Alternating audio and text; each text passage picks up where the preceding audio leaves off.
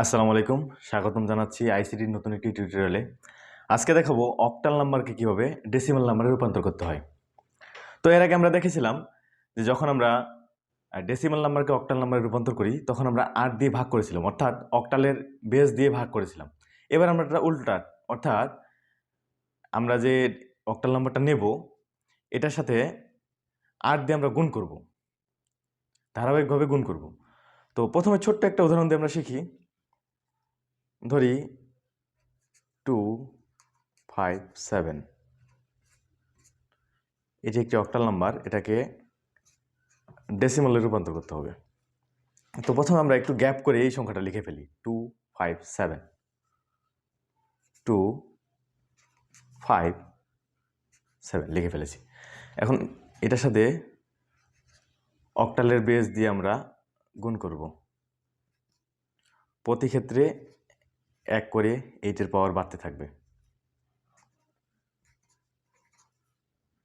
8 square, তাহলে 8 to the power 0, 1, 8 square এভাবে হতে থাকবে। এখন আমরা এর সমকক্ষ মানটা বের করে ফেলি।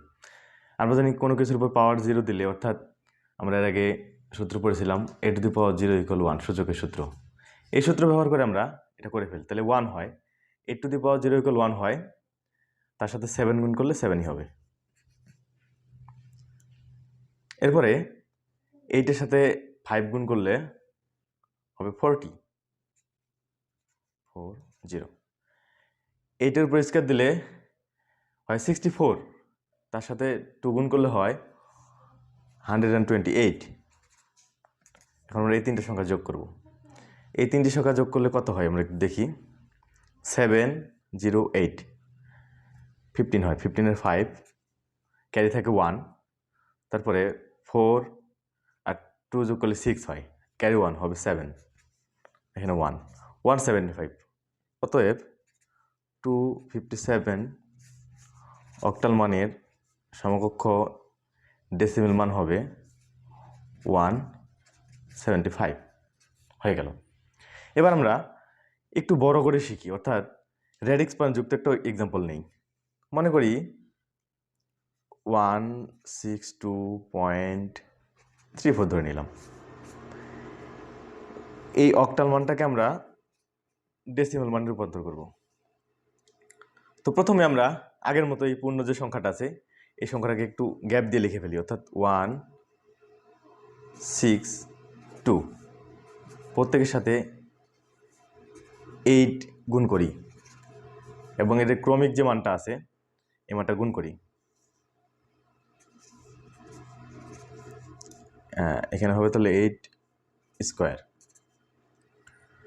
অর্থাৎ স্থানীয় মান 1 করে এক পাশে বৃদ্ধি পায় যতই বাম পাশে যায়। তো এখন আমরা করে ফেলি, 8 টু দি পাওয়ার 0 = 1 হয়, 1-এর সাথে 2 গুণ করলে হবে 2, 6 আর 8 গুণ করলে হবে 48, 8 স্কোয়ার দিলে হয় 64, তার সাথে 1 গুণ করলে হয় 64। পুরোটাই যোগ করে ফেলি আমরা। যোগ করলে হয়, ফার্স্ট ডিজিটগুলো যোগ করি আগে, 8 আর 2 10, 4 হবে 14, 14-এর 4 ক্যারি 1, 6 আর 4 যোগ করলে 10 হয়, 10 আর ক্যারি 1 ছিল 11। তাহলে আমরা রেডিক্স পয়েন্টের পূর্বের অংশটা 114 পেয়ে গেছি।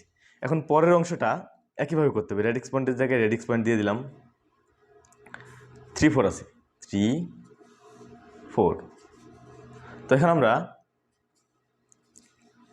এই পাশে রেডিক্স পয়েন্ট থেকে যত বাম দিকে দেওয়া যায় 8-এর পাওয়ার তত বাড়তে থাকে, যত ডান দিকে দেওয়া যায় 8-এর পাওয়ার তত কমতে থাকে, অর্থাৎ 8 ইনভার্স 1 প্লাস 8 ইনভার্স 2। তো এখন আমরা একটু রাফ করে দেখি যে এটার মান কত হবে, যে রেডিক্স পয়েন্টের এই পাশে এটা। তাহলে এটাকে রাফ করলে একটু দেখে নিই, 3 ইন্টু 8 ইনভার্স 1। আমরা এর আগে সূচকের সূত্র শিখছিলাম, a ইনভার্স 1 = 1/a।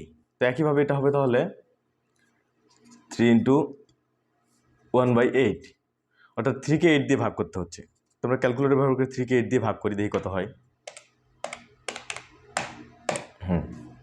হয়ে গেছে 0.375, 0.375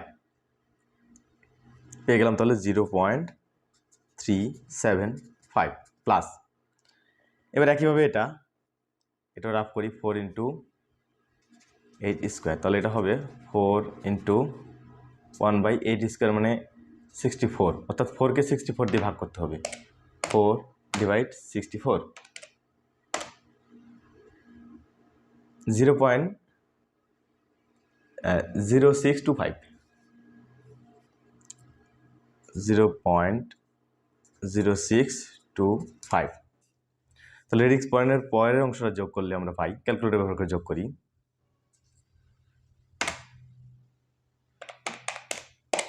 পেয়ে গেছি। তাহলে পরের অংশটা হয় 4375।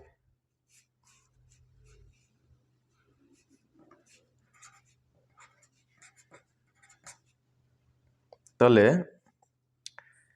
রেডিক্স পয়েন্টের এই পাশের অংশটা পেলাম আমরা 114 আর পরের অংশটা পেলাম 4375। তাহলে আমরা এইভাবে লিখতে পারি 162.34 অক্টাল মানকে যদি আমরা ডেসিমাল মানে রূপান্তর করি তাহলে হবে 114.4375 4375 ডেসিমাল মান। আশা করি সবাই বুঝতে পেরেছেন। সম্পূর্ণ ভিডিওটি মনোযোগ দিয়ে দেখার জন্য অনেক অনেক ধন্যবাদ। আইসিটি টিউটোরিয়াল ধারাবাহিকভাবে আপলোড দেওয়া হবে, আপনার সাথে থাকতে চ্যানেলটি অবশ্যই সাবস্ক্রাইব করবেন। ধন্যবাদ সবাইকে।